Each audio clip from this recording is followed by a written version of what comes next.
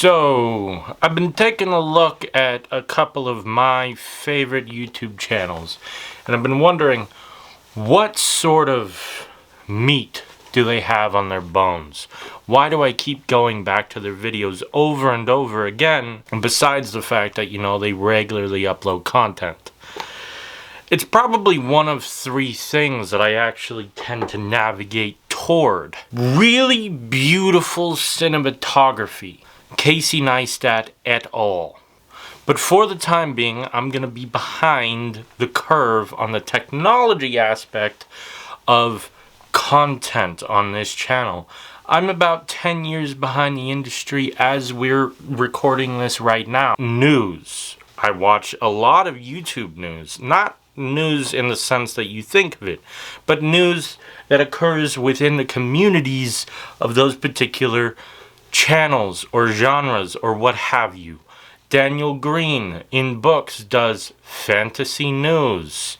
Electric vehicles covered by Transport Evolved and Fully Charged and other amazing channels. Archaeology covered by Mini Minute Man. He's finally doing archaeology news. And Dr. Becky Smethers doing night sky news. All about what's happening in the skies above us and about the people who are looking up. Great! But if I want to do a channel focused on espionage, which I think I kind of want to do, I'm limited. And I'm limited in the same reason that I'm limited in this next category, which is going to be debunking conspiracy theories, which is something that I'd really like to do on this channel. And again, Mini Minute Man Archaeology, debunking conspiracy channels. Emily, who's got a picture right here because I can't remember her fucking last name, I'm sorry. She's got a channel where she debunks creationist conspiracy theories just through logic. Mini Minute Man is debunking all sorts of conspiracy theories, to include creationist conspiracy theories. Whole bunch of other plethora of YouTube channels debunking conspiracy theories out there. But my field, if I'm going to be talking about it, I really like espionage books. If I actually want to talk about the news or debunking conspiracy theories within espionage, I'm gonna pull out this book right here and refer to the beginning of it. This is Famous Soviet Spies by U.S. News and World Report from the 1970s. This was actually a periodical published by U.S. News. And in the beginning of this book, it basically says, these ones are the ones who got caught. Espionage is, in all places, everywhere, an illegal operation. It's illegal to do your job, and it is a job. Intelligence, espionage, spying. Every country in the world, it's illegal. If you're gonna do it with a cover, it's illegal. It's absolutely illegal. So if there's a spy in jail, that means they got caught. If you know about a spy, there's only two reasons. They either got caught, or it's been long enough for us to know about them. Otherwise, everything about espionage is still classified. And yes, there are a lot of things in the world that should not be classified. I've been reading about coffee. Declassified articles from the CIA about how Guatemala makes coffee. Like, look at this shit. This is all classified documentation from the CIA. I might even read it aloud in a whole video. I'll post a link below if I decide to do that later on. But hey, why the hell is the method of production of coffee in Guatemala classified? Why the hell are the ingredients for a cake classified? Why the hell is the fact that a diplomat says that 90% of the rivers in Costa Rica leak raw sewage into the ocean classified? It doesn't make any fucking sense.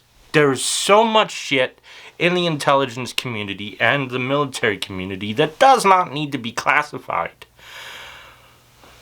Conspiracy theorists thrive in a world where the standard operating procedure is to keep secrets and to operate in secret and to do things in big scale.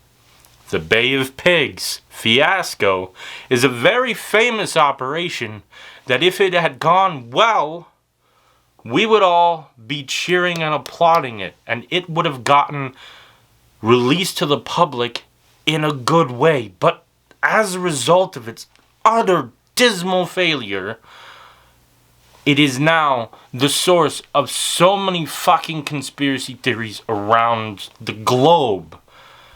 The USSR implanted conspiracy theories in this country decades ago that are still with us.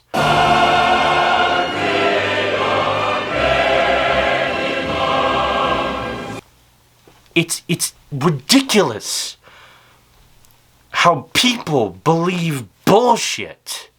And I'm gonna link a bunch of my favorite people debunking conspiracy theories below so that you can kind of like get the idea about what I might want to do in espionage and intelligence. But as I said, this world is secret, so I can only debunk conspiracy theories about things that have happened over 30 years ago at the very least, because FOIA requests don't pertain to anything that's newer than 30 years unless it's a very special circumstance, like how somebody died, or how an operation failed, or how we accidentally bombed a fucking hospital, or a fucking funeral, or a fucking wedding. We've accidentally bombed a lot of things.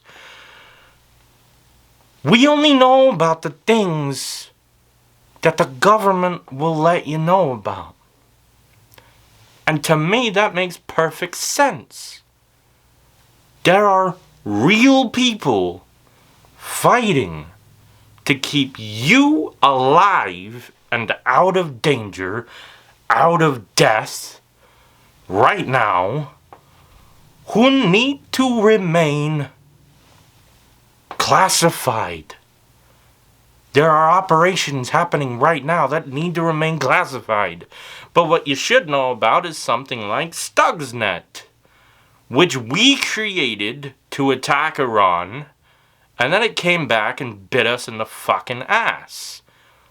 The problem there is that that's another field I don't know anything about, so I can't do that. I can't talk about cyber crime and programming and hacking because I don't know anything about it. I know about human intelligence. I can talk to you about Bellingcat all day long. And we can have a conversation with Bellingcat, and we can go back and forth about how he's done what he's done. And we can talk about GeoWizard and how he can do what he does. And we can apply those methods in intelligence, but all of that stuff is open source. Open source intelligence is not classified, and usually not the basis to too many conspiracy theories, because it's out in the open. The problem there is that thinking along those lines, conspiracy theories only happen in the darkness and wither on the vine, is just bullshit thinking.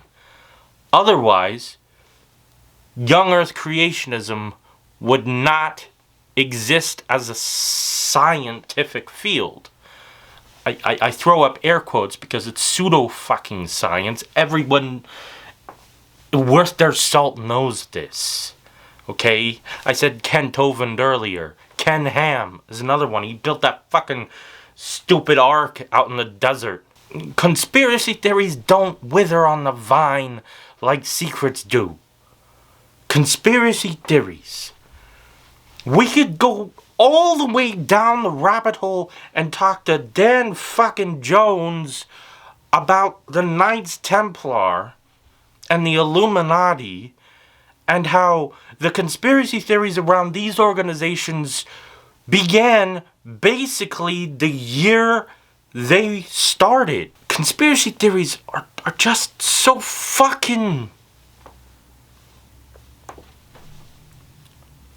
enmeshed in stupidity. You take a few things that did happen and did exist, and then you run with bullshit. It's hard to disentangle bullshit from fact in the normal world, because you gotta take fact and you gotta break it down so that dumb people can fucking understand it.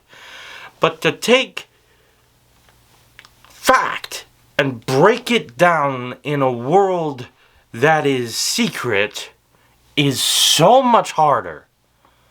And we have to talk about how a lot of stuff shouldn't be classified.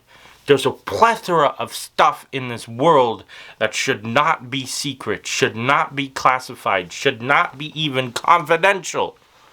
So much stuff. You'd be surprised. Now, OPSEC is a very different thing from classification. OPSEC and InfoSec stand for Operational Security and Informational Security.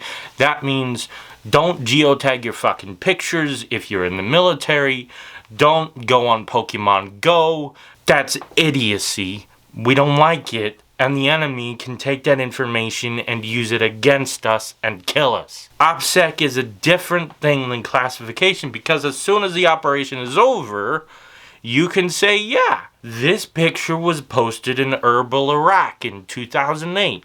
This picture was posted in Kabul in 2012. After the operation is over. In fact, most of the photographs that we have of troops standing in front of signs or what have you from Afghanistan, those should all be unclassified right now, because the war is over. Most of our mission reports, most of our files, most of our operations, most of our intelligence, most of everything that happened in Afghanistan should be unclassified in a normal world, because the war is over. We left. Now we're still bombing people, so that's fine. We can keep that classified, but the fucking war's over. We don't need anything else classified. Iraq. Saddam Hussein died over 10 years ago.